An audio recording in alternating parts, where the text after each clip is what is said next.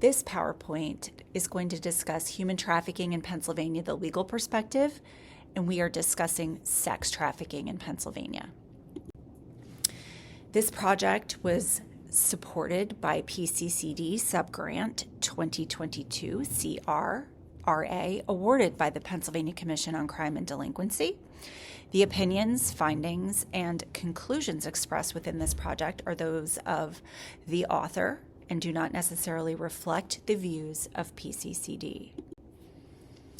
At the end of today's presentation, participants will be more equipped to understand and apply both the federal and Pennsylvania human trafficking laws, recognize the multifaceted victim service needs of a victim, survivor of sex trafficking, and the benefits of cross-disciplinary collaboration, and understand and identify indicators of potential sex trafficking victimization. First, we want to discuss some myths and debunk them. Human trafficking is not human smuggling. Human smuggling is a crime where the victim is the United States border, meaning if someone pays someone to smuggle them over the border into the United States without the appropriate immigration documentation, the United States is the victim of that crime, which is smuggling. Human trafficking is a different crime, and transportation is not essential, although it could be an element of the crime. We will discuss this later. The perpetrators of human trafficking can be anyone. It could be a family member, an intimate partner, an acquaintance, or a stranger. The majority of sex trafficking victims do know who their trafficker is. We also know that victims come from all walks of life and from all geographic locations. This is true throughout the Commonwealth of Pennsylvania, as the crime of human trafficking occurs in urban, suburban, and rural locations. It only takes one time for a victim to be trafficked, but trafficking situations can last repeatedly over time, including multiple years and decades. Many victims do not self-identify as victims of sex trafficking, and there are absolutely overlaps with other crimes, including domestic violence, crimes of sexual violence. It could be also drug dealing, arms dealing, and many other crimes. I just want to reiterate that human trafficking in the Commonwealth of Pennsylvania absolutely occurs in rural, suburban, and our urban communities. It just appears differently given where in Pennsylvania you might be.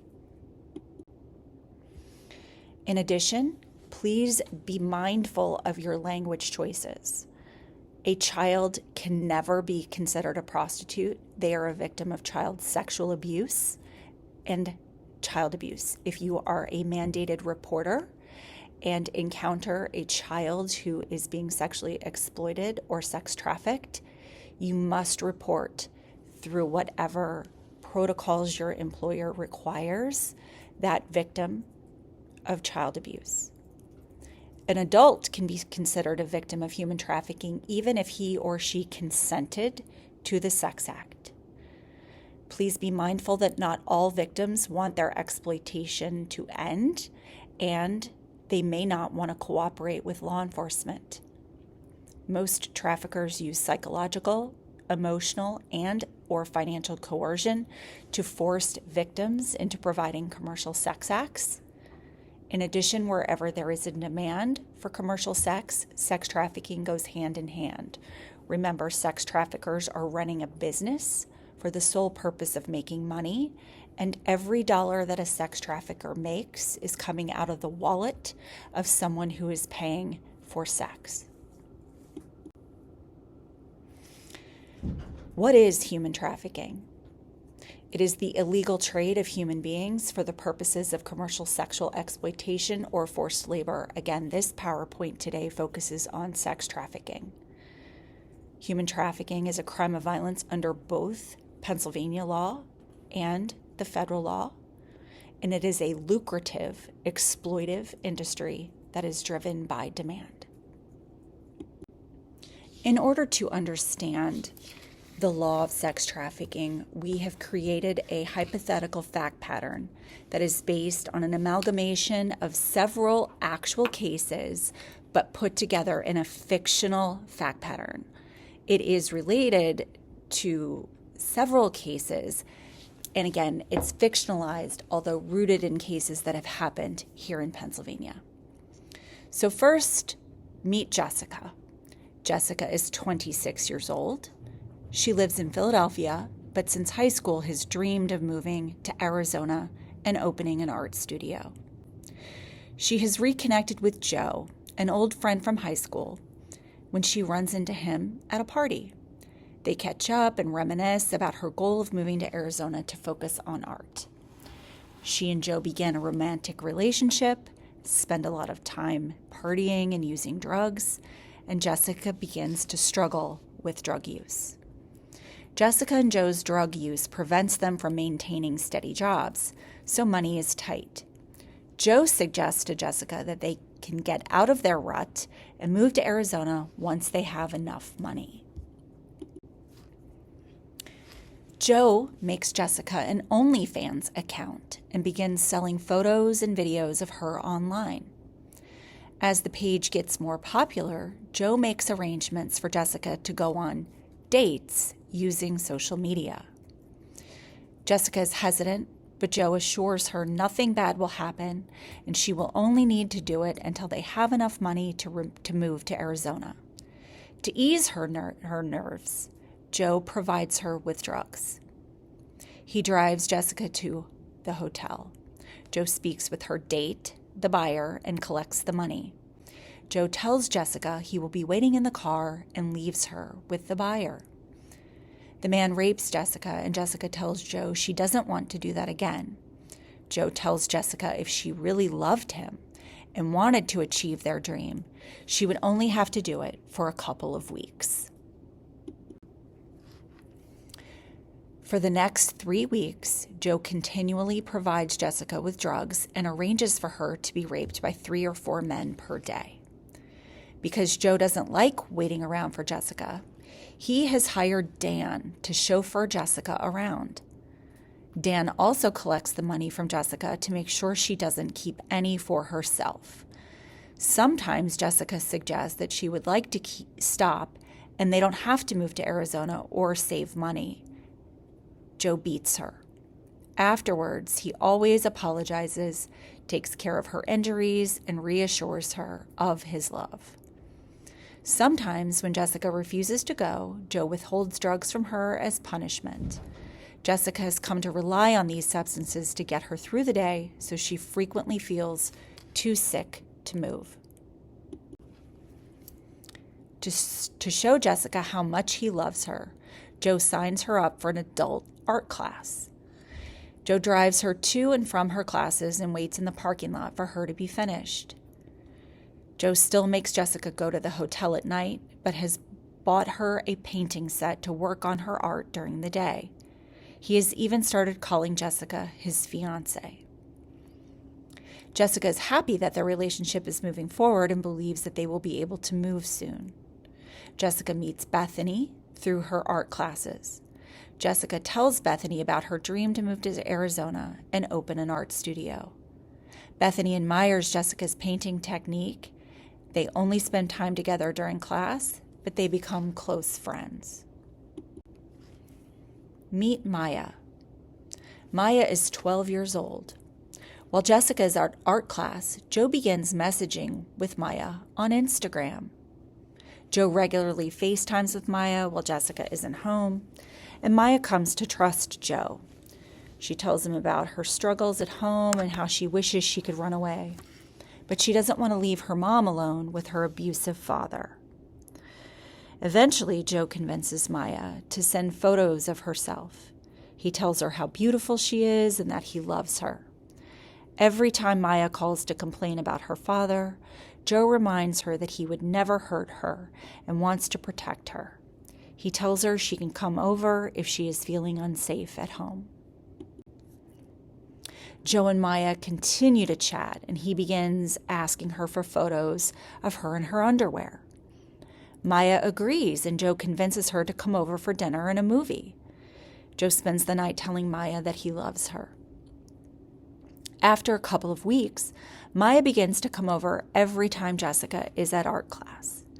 Joe rapes Maya on one of her visits. Maya feels like she did something wrong, but Joe assures her that he loves her and that sex is a way of showing true love. He reminds Maya that her parents' relationship is not love. Before Maya leaves, Joe asks Maya if she would like to make money so she can help her mom escape her father. Maya agrees to return the following week. That day, Bethany shares that she has been struggling to pay rent and tells Jessica she will have to stop the art classes. Jessica tells Joe she is sad that her friend will no longer be in art class, and Joe suggests that they help by letting her live in their spare bedroom. Joe also suggests that they use Bethany to help her make money and give Jessica a break. Jessica tells Joe she doesn't want to involve her friend. Joe explains that they would have enough money to move sooner if they each recruited someone. Joe tells Jessica about Maya and how he has already done his part. Maya will be back next week, and Joe has already lined up a sex buyer. Jessica worries about bringing in other girls and tells Joe that it might be taking it too far. Joe threatens to cut Jessica off from drugs until she recruits Bethany. Bethany is grateful to have a cheaper place to live since Joe and Jessica said she would not have to pay for the first 2 months until she got some savings. Without any blood relatives, Bethany is happy to have them. After moving in, Bethany noticed many of Joe's friends come over to hang out every night. At first, Bethany just hangs out with Jessica when Joe's friends are around, but soon Jessica encourages Bethany to drink with them. One night, Jessica tells Bethany that one of the men really likes her and suggests Bethany spend the night with him. Bethany was drunk and told Jessica she wasn't sure if it was a good idea. Later that night, the man comes into Bethany's room while she's getting ready for bed and rapes her. Bethany sees Joe in the hallway accepting cash from the man before he leaves. Bethany confides in Jessica, and Jessica calms Bethany down and maintains her fiancé would never do anything to harm Bethany. Jessica gives Bethany drugs to calm her nerves and reassures her that everything is fine. Bethany is also surprised to meet a young girl named Maya. Joe says that she is his niece, and he is helping to take care of her while her parents work late some evenings. When Maya comes over, Joe shows her to the back room where a man is waiting for her. Joe leaves Maya with a man, and the man rapes her. As the man leaves, he tosses some cash on the bedside table. Joe comes in to retrieve the cash and tells Maya he has set up a savings account for her to keep the money safe until she has enough to help her mom. Maya continues to come over multiple times per week. Each time, she is raped by 3 different men, and Joe takes the cash. Bethany feels weary of Joe, but still trusts Jessica, so she continues living with them. She notices that Jessica goes out every night, oftentimes not coming back until very early in the morning. Soon, Jessica tells Bethany she needs her help and reminds Bethany that she doesn't pay rent.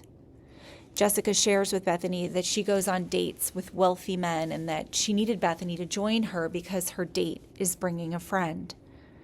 Jessica swears it's nothing weird, just some lonely men that want company. Jessica promises Bethany that it's the easiest way to make money, and Jessica tells Bethany that Joe doesn't even mind. Bethany agrees, thinking she would be fine with Jessica around. The two get ready, and Dan drops them off at the hotel. Jessica speaks briefly with the man at the front desk and gave him some cash before leading Bethany up to the hotel room. Jessica introduces Bethany to the men, then goes to another room with one of the men. Bethany is raped by that other man. When Jessica returns, Bethany tells her what happened, and Jessica reminds her that she made a lot of money, so Bethany should be happy.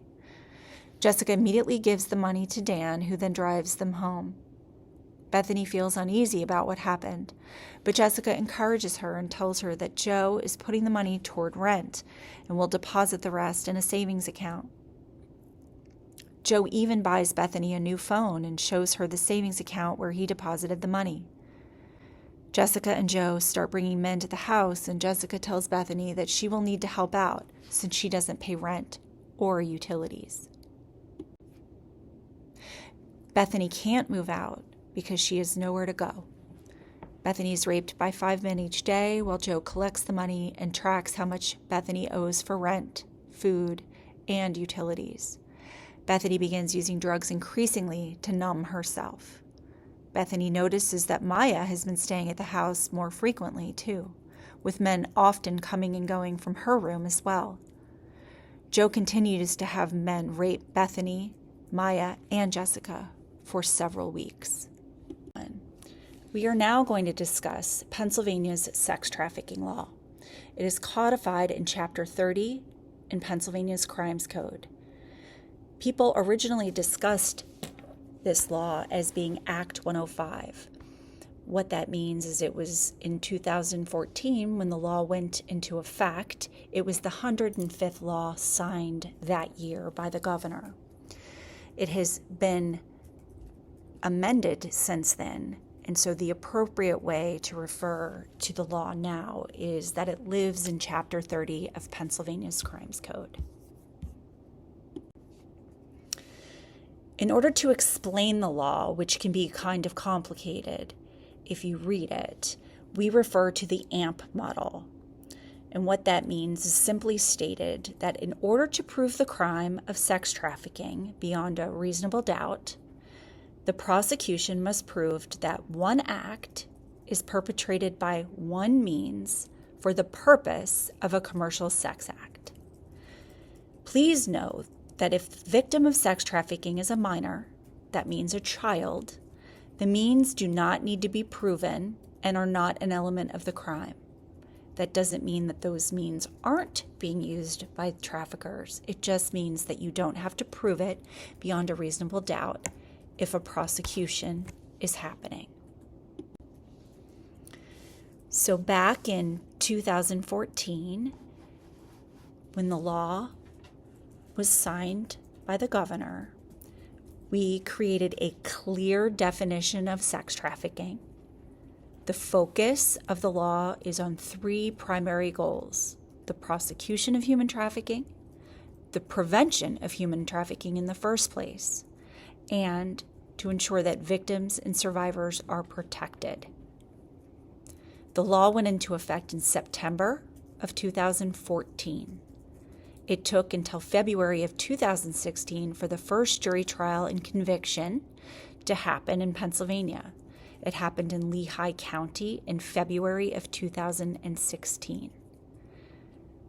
To date, which is the end of March of 2026, there have been 119 convictions in the Commonwealth of Pennsylvania, and 65 of those cases are ongoing. The definition of sex trafficking is called sexual servitude. That means it's a commercial sex act or a sex act which is performed or provided by any individual and is induced or obtained from a child, that's what a minor means, or any other individual by the means set forth in Section 3012B. I will discuss those means at a later point in this PowerPoint. So human trafficking is divided into 2 different categories.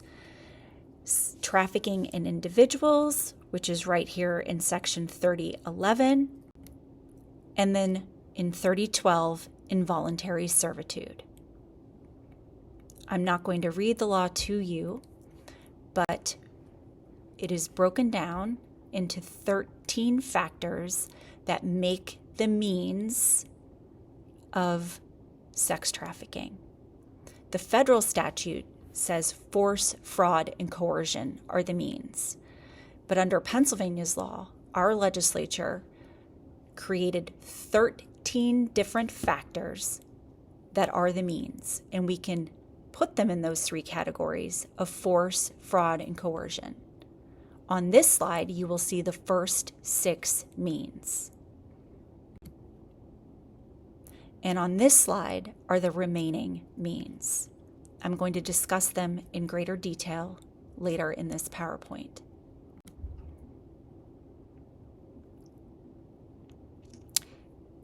The means in Section 3012B also mention fraud. That is number 8. I'm also going to explain what fraud means in the context of case law, which is when the courts have to get involved to discuss and determine what the law actually means.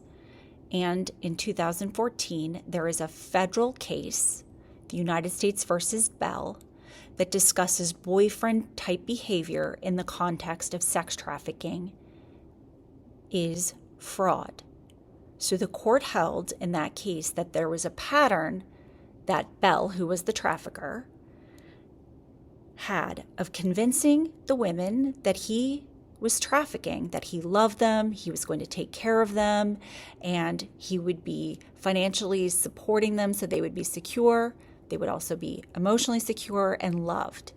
The court said that that behavior of Bell rose to the level of fraudulent deception. So in the context of sex trafficking, fraud can be boyfriend-type behavior. We also have criminal coercion, which is a separate and distinct crime in the Commonwealth's Crimes Code in Section 2906. And you can see that that crime is spelled out right here on slide number 28. So in order to make this crime easily understandable, again, we are talking about the AMP model. If a human trafficking case goes to trial, a prosecutor has to prove that there was one act perpetrated by one of those 13 means set forth in Section 3012B. And since we're discussing sex trafficking in this PowerPoint, the purpose is for a commercial sex act. So as you can see, both on this slide and on the earlier slide, Section 3011A, the acts are recruits, entices, harbors, transports, provides, obtains, advertises, maintains, patronizes, or solicits. You only need to have one of those acts, not all of them.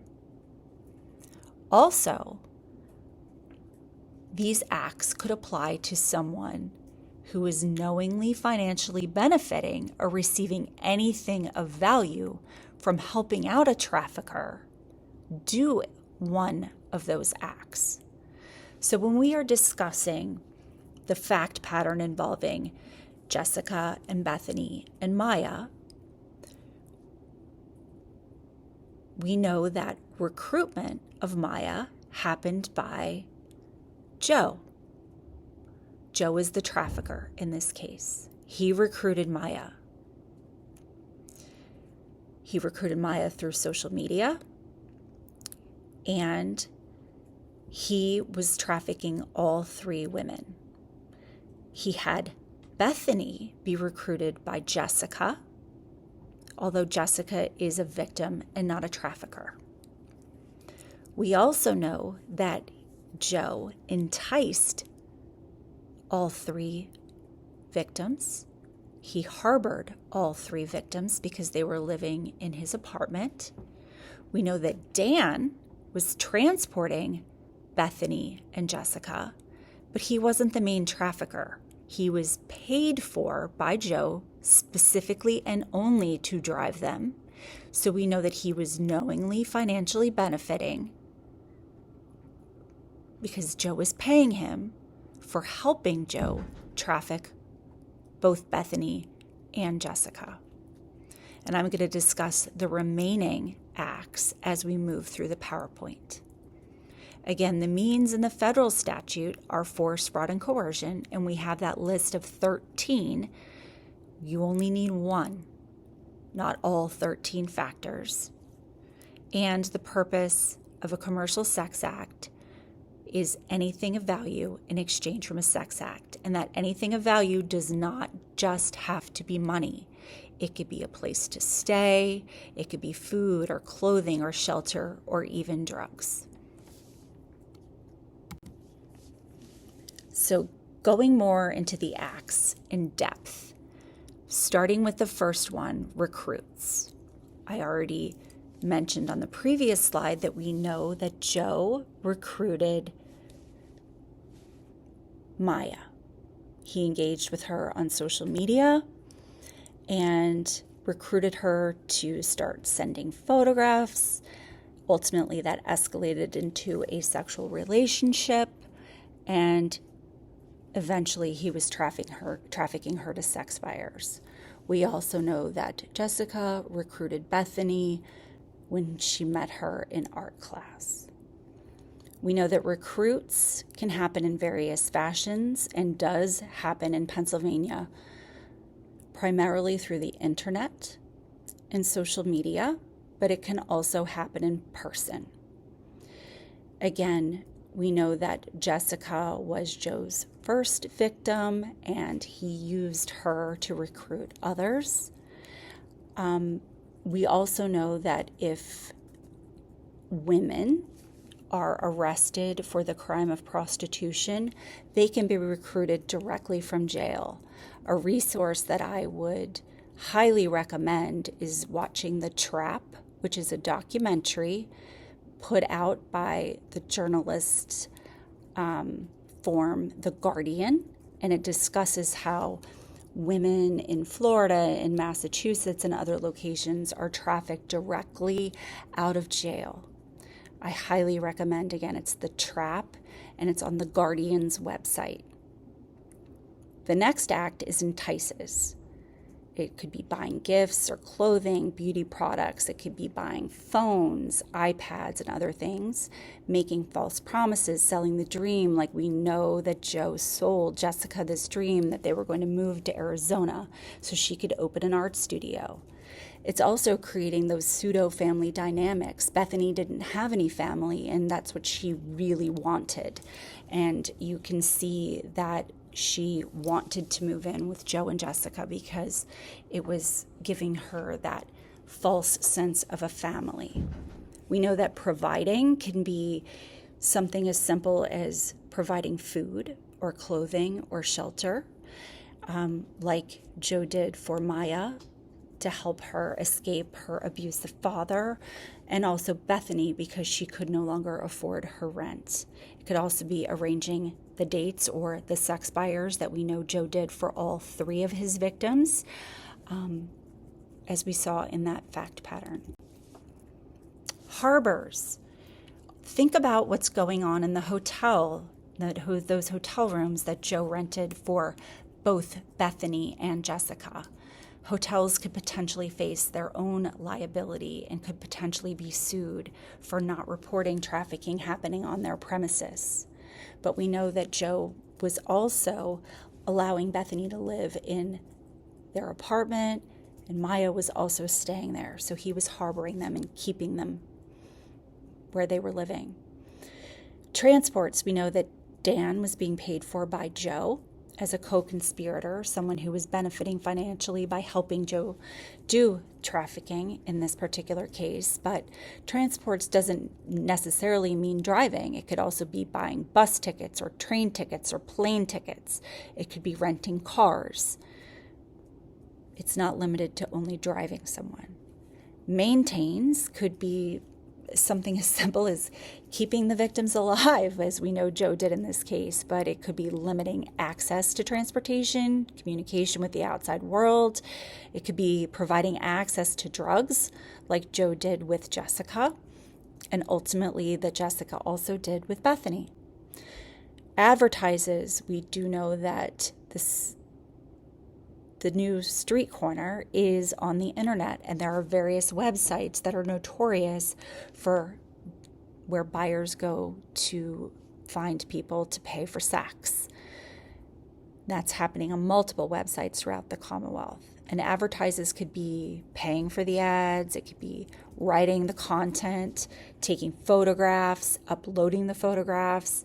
All anyone needs to advertise someone for sale on the internet is a smartphone and an internet connection.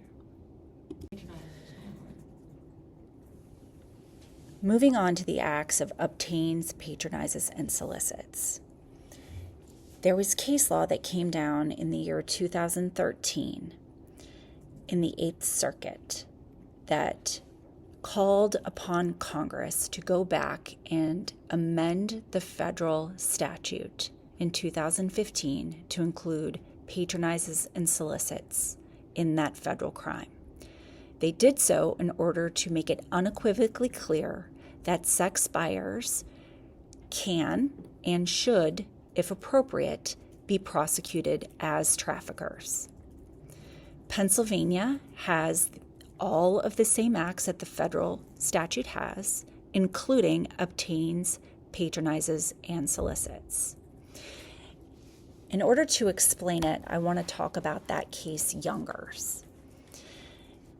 Youngers was prosecuted by the federal government and convicted of sex trafficking at the federal level. Youngers appealed his conviction and made the argument that he was just a sex buyer and the law did not obtain to people who purchase sex. He argued that he was not a trafficker and that he was merely a buyer and the law only applied to traffickers. On appeal, the court decided that Youngers was wrong and upheld his conviction. The court decided that term obtains is absolutely broad enough to apply to both traffickers and buyers. And in writing the decision, the court gave a hypothetical fact pattern that went something like this. What if a sex buyer paid a trafficker $1,000 to take one of those trafficking victims to Las Vegas for the weekend? And they drove to the airport. They got on an airplane. They flew to Las Vegas. They stayed in a hotel. That buyer wanted additional sex acts than what he bargained for with the trafficker, so he enticed the child and said that he would pay her an additional $100 per sex act. They had their weekend in Vegas and flew back to where the trafficker was, and he handed that child back over to the trafficker. She was a 16-year-old girl. So in that fact pattern, the court said that many of the acts applied in that case, including harbors, they stayed in a hotel, transports, they drove to the airport, they flew on a plane, maintains, one has to assume that he fed her over the weekend. So I've already told you that you only need to prove one act beyond a reasonable doubt. And in that context, there were multiple acts. Because the victim in that case was a child, it was not necessary to prove force, fraud, and coercion. And of course, the purpose was a commercial sex act. Again, the buyer paid the trafficker $1,000 to initially take that child to Vegas for the weekend. So after this case came down, Congress went back and added patronizes and solicits to the federal crime and the crimes code. And again, Pennsylvania has obtains, patronizes, and solicits. And the purpose is to make it unequivocally clear that, again, the demand for commercial sex, paid sex, is what drives the market for traffickers to stay in business. Does that mean that everyone who pays for sex is a trafficker? No, of course not. But in the context like Youngers of buying children for sex, and just to make it very clear again, children cannot consent to be bought and sold for sex. They are trafficking victims. You don't need to have a trafficker. If a child is engaging in commercial sex acts just for basic survival needs, that child is a victim of sex trafficking because he or she cannot consent to be bought and sold for sex. High frequency buyers should also be targeted. They are the ones who are spending upwards of $30,000 to $50,000 a year in some jurisdictions on purchasing sex. They are going on the review boards and rating those they buy for sex as their hamburgers on a Yelp review. Those are the ones that should be targeted as traffickers when appropriate. But again, obtains, patronizes, and solicits absolutely enables prosecutors to target sex buyers as traffickers if appropriate. So those who are committing the acts element, if we think about the fact pattern involving Joe, Dan, Jessica, Bethany, and Maya, we have all three who are driving trafficking to stay in business involved. The law clearly criminalizes a broad spectrum of conduct and applies to traffickers, buyers, and facilitators alike. What does that mean? We know that trafficking, in the context of the fact pattern, Joe was the trafficker. He was trafficking Jessica and Maya and Bethany. Dan was a facilitator. He was helping Joe keep his business afloat by taking money. He was being paid by Joe to drive both Jessica and Bethany to the hotel. He was helping Joe maintain his business and getting paid in doing so. And then we have the buyers, those men who were raping Jessica and Bethany and Maya. All of them are not necessarily traffickers, but those buyers who were absolutely paying Joe to have sex with Maya, who was a child. She was 12 years old. Those buyers are absolutely traffickers. If you can prove one of those means set forth in 3012B, one of those 13 factors, in addition to what was happening with Maya, if you can prove one of those 13 factors, which we're going to say are force, fraud, and coercion in those three categories, you could prove those buyers guilty if they were doing one of those means in the purchase of Jessica or the purchase of Bethany. But again, in order to eradicate trafficking in Pennsylvania, we have to ask our law enforcement and prosecutors to target all three: the traffickers, the facilitators, and the buyers, and ensure that the victims are protected during the process. We've already discussed the purpose as being a commercial sex act, and that means any sex act which anything of value is given to or received by any person. So we know that, Bethany was living for free in Joe's apartment. We know that Maya was staying there on occasion, and of course, Jessica. So in addition to money, we had safety, drugs, food, clothing, and shelter. In Pennsylvania, the statute of limitations for sex trafficking adults is 10 years from the date of the last offense, and for children, there is no statute of limitations. There is an elimination of limits to justice for all child sexual abuse victims. So ask yourselves, what crimes do you think Joe should be charged with? Human trafficking?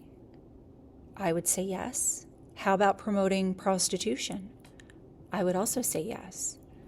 Rape, statutory rape, I think that those crimes could be made out against Maya as the victim, absolutely. Do you think anyone else should be charged with a crime? Human trafficking, promoting prostitution, any crimes of sexual violence, or any other crimes? I think we know that Joe used to beat Jessica, so you could think about assault crimes. You could think about drug crimes because he was providing both Jessica and Bethany with drugs. Think about all the crimes of sexual violence that the buyers were perpetrating on Maya. And don't forget to look at the full spectrum of crimes that were being perpetrated here, in addition to human trafficking. When Maya is a child in this case. She would never be charged with the crime of prostitution by law enforcement. But adult victims can be charged with the crime of prostitution and have been by law enforcement. It's really important to ensure that victims are treated like victims regardless of their age. Because Maya is a child, she cannot be charged with the crime of prostitution or criminal solicitation. And we need to make sure that both Jessica and Bethany are viewed as victims in this case. So, the CSE Institute has tracked trafficking-related case data since 2014 when the law went into effect. And we know that until the end of September of 2024, we know that at least 38 counties have used the law to charge trafficking-related offenses, and 356 different defendants have been charged. And if you can see a particular county on this map that is shaded in blue, you know that a trafficking case has happened, at least been charged in those counties. This slide will be updated shortly because we will have the data through the end of 2025 this spring. We should also look at the intersection of vulnerability, trauma, and human trafficking to explain who the victims of trafficking are and who they could potentially be. We know that family trafficking absolutely happens in Pennsylvania, and it is important to realize that victims are not always picked up and whisked away by their traffickers. In cases of familial trafficking, the children will still go to school, attend functions, and go out in the community. Even when victims have freedom of movement, it does not mean they aren't trapped. In fact, this can make them even more loyal to their trafficker because it allows them to think that they have a choice in staying. We know that sex traffickers use conditioning tactics, including starvation, confinement, isolation, physical abuse, torture, sexual violence, rape, threats of violence to family members. They deny them medical care and dental care. The victims have a perceived inability to escape. Some are even forced to give up custody of their children. We know that traffickers force their victims to engage in criminal activity, including sometimes acts of violence, retail theft, forgery, and we also know that traffickers use humiliation. In addition, emotional and psychological abuse happens, and that is where coercion can be proved beyond a reasonable doubt. We know that romance is absolutely used as a means of recruitment, and we saw that in the context of Joe and his relationship with Jessica. We know that intimidation is also used, and brutally beating others as examples. So what if in that hypothetical fact pattern, Joe got really angry with Jessica but instead beat Bethany, right? Or got really angry with Bethany and instead beat Jessica. We know that that is absolutely a tactic used to keep people compliant. Humiliation and mind games, isolation, not letting victims talk to other victims, forbidding new friendships, frequently moving around, using guilt or minimizing, denying, and deflecting blame, blaming victims for their own victimization, exploiting family values. That absolutely happens. It's also really important to understand what trauma is. And every single person walking on this earth is individual. And it is the individual experience that is what is important here. It's how that one victim does not have the ability to integrate his or her emotions and becomes overwhelmed. And it's how that individual in his or her experiences subjectively feel a threat to their life, their bodily integrity, or sanity. And I can explain this by the invisible backpack. Just pretend that when everyone is born, they have an invisible backpack that they carry around. And as you move through life, you have different traumas, bricks and rocks and pebbles put in that backpack. You can't trade that backpack with anyone else. It is your own. No one knows what is in anyone else's backpack. So if I experience a traumatic event, it is my trauma that matters and how I perceive it as a threat to my life or my bodily integrity or sanity.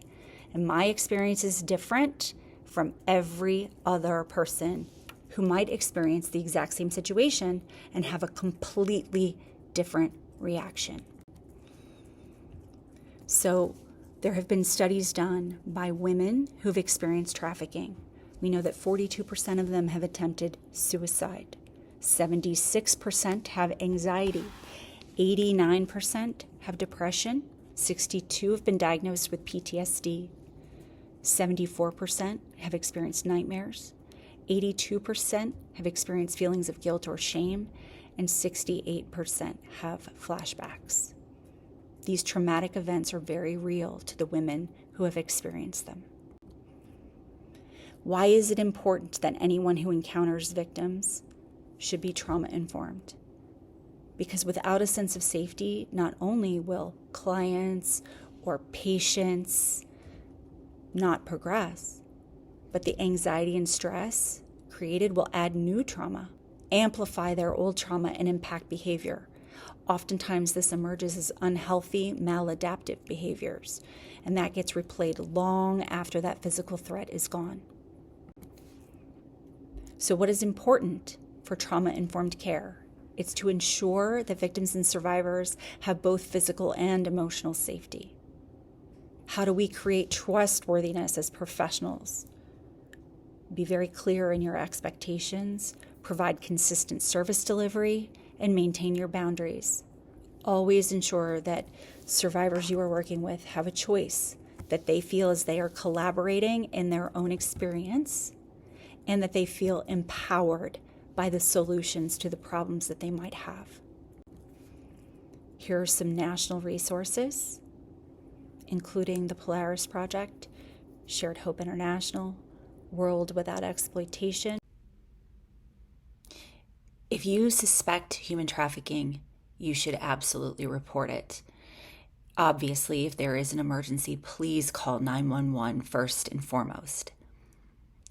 If you want to give a tip to the Pennsylvania State Police, please report it to the following hotline number, 888-292-1919, or you can send an email to tips@pa.gov.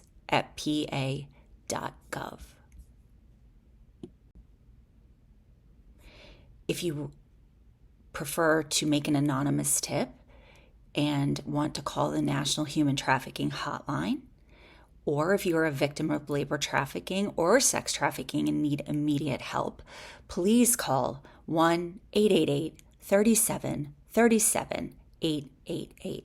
You can also text Be Free or Help to 233-733. You can chat through their website, or you can send an email to help@humantraffickinghotline.org. If you do make a call to the Human Trafficking Hotline, please be very detailed in what you report. Location, if there's a car involved, please try to get the license plate. The more specific information that you can provide, the easier it is to pass on information to investigate potential instances of human trafficking. In Pennsylvania, if you are looking for support for either yourself or someone who you suspect might be a victim, please call the Salvation Army's Light Project. That is out in the western half of the state, and their hotline is 24/7, and you can call it at 412-999-1197. If you're on the eastern side of the state, you can call the Salvation Army's new Data Stop Trafficking for services, and their number is 267-838-5866. Please know that the Salvation Army responds to calls from survivors, law enforcement, community partners, and of course, concerned citizens. You can, again, post that hotline in your social media. Please pay attention to the words that you choose.